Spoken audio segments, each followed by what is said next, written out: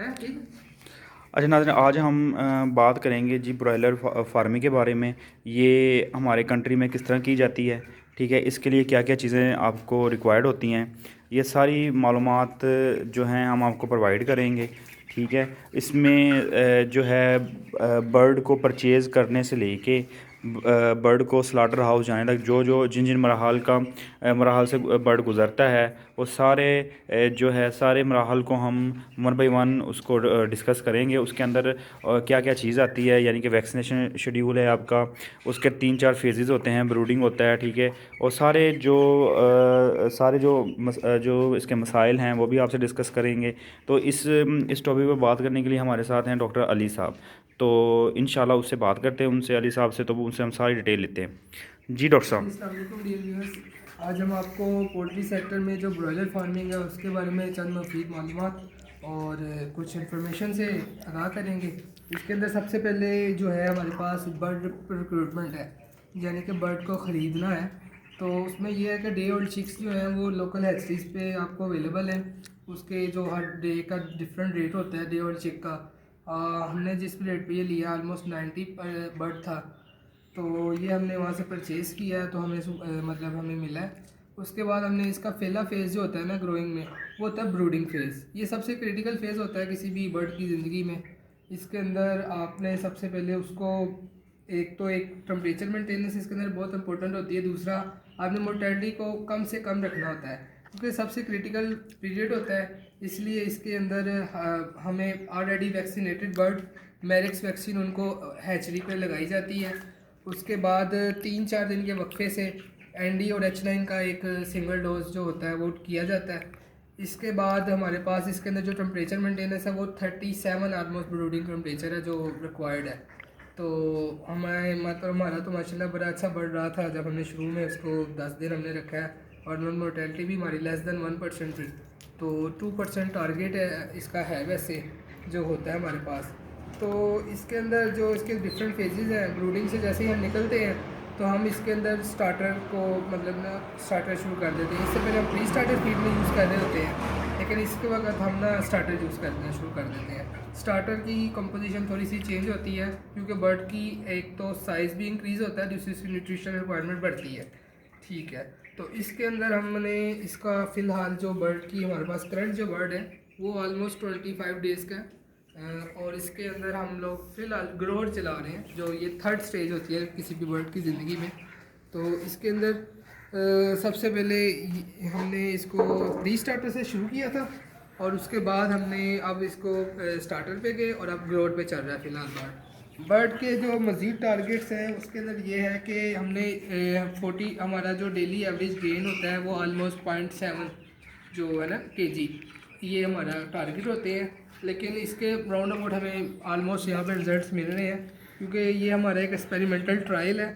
तो इसका रिज़ल्ट थोड़े से वेरी करेंगे, थोड़ा सा इसके अंदर वो बॉडी वेट गेन नहीं होगा। दूसरा, हमारा थोड़ा सा टॉपिक भी उस तरह से नहीं है कि मतलब कोई फीड एडिटिव हो या इस तरह। हमारा इंसेक्टिसाइड या टॉक्सिसिटी पे काम है, तो टॉक्सिसिटी में तो ऑलरेडी बर्ड इम्यूनो सप्रेस्ड होते हैं। तो उसके अंदर हमें सबसे पहले हमें जिस चीज़ का ख्याल रखना पड़ता है, हमें बर्ड की ना मोर्टेलिटी को कम से कम देना है एट दैट, मतलब हम जिस जो इंसेक्टिसाइड या जो भी हम चीज़ यूज़ कर रहे हैं उसका हमें कम से कम इसके अंदर इफेक्ट आना है। अच्छा डॉक्टर साहब, ये बताएं कि आपने ये बर्ड रखे हैं, आपने माशाल्लाह आपके बर्ड बहुत अच्छे हैं। आप ये बताएं कि आपको किन किन मसाइल का सामना करना पड़ा है आपको शुरू के अंदर। सबसे पहले डॉक्टर साहब इसमें ना सबसे जो क्रिटिकल स्टेप था ब्रूडिंग में। ब्रूडिंग में हमें टेम्परेचर मेंटेन करते हुए काफ़ी मुश्किल रही है क्योंकि आजकल जिस तरह की सीजनल वेरिएशन है, आपको सुबह का टेम्परेचर ऑलमोस्ट 30-31 तक जा रहा है और शाम को ये लेस देन हाफ हो जाता है, 15-14 तक गिर रहा है। तो उसके अंदर यही है कि ब्रूडिंग के दौरान हीटर्स और दूसरे आपने लाइट इंटेंसिटी भी इंक्रीज़ करनी होती है ताकि बर्ड को प्रॉपर हीट मिले। तो ये एक चंद मसाइल थे। इसके अलावा क्योंकि ये एक्सपेरिमेंटल शेड्स हैं, इनके अंदर सबसे क्रिटिकल इशू होता है किसी भी ऑलरेडी एग्जिस्टिंग पैथोजन का रीएक्टिवेट हो जाना। और ये इसलिए होता है कि क्योंकि हमारा जो ऑलरेडी चल रही होती है चीज़ें, हमारी ऑलरेडी हमने इसको बेसिकली इसको फॉर्मुलेट जो सारा कुछ किया है, लेकिन इसके बावजूद भी हमें फ़िलहाल थोड़ा सा इशू आया है इसके अंदर जो प्री एग्जिस्टिंग पैथोजन थे इस शेड पे। तो इसके अंदर सबसे पहले मतलब हमने इसी की मैनेजमेंट बेहतर की है और साथ में थोड़ी सी मेडिकेशन भी चलाई है इसके साथ, ताकि बर्ड की हम अपने टारगेट्स भी अचीव कर सकें। और दूसरा इसमें यह है कि वैक्सीनेशन बहुत क्रिटिकल है डॉक्टर साहब। वैक्सीनेशन आप अगर आपका ऑलरेडी वैक्सीनेटेड बर्ड जो आता है अमेरिक से, जिसकी उसकी हैचरी में होती है जो वैक्सीन, उसके बाद जो हम यहाँ पे करते हैं क्रिटिकल ND और H9, ये दोनों एक ऐसी बीमारियाँ कि ये दोनों आपके फ्लॉक्स के फ्रॉक को ख़त्म कर देती हैं अगर ये किसी भी तरह से एक्टिवेट हो जाए तो। अच्छा, तो डॉक्टर साहब ये आपने माशाल्लाह आपने रेयर कर लिया, आपके 25 दिन चूज़े को हो भी गए हैं, तो इनका जो एवरेज वेट गेन है जी वो जी आप इस वक्त क्या है, और ये आप इसको इम्प्रूव कैसे कर सकते जी हैं, जी किस तरह बेटर FCR कैसे ले सकते हैं आप? जी बिल्कुल, आपने डॉक्टर साहब बड़ा क्रिटिकल पॉइंट हाईलाइट किया है। फिलहाल जो मैंने थोड़ा सा शुरू में बताया भी था कि 0.7 तक हमारा टारगेट होता है डेली वेट गेन का। फिलहाल जो हमारे बर्ड का करंट जो वेट है ना वो ऑलमोस्ट 500 प्लस जा रहा है, 500 ग्राम प्लस।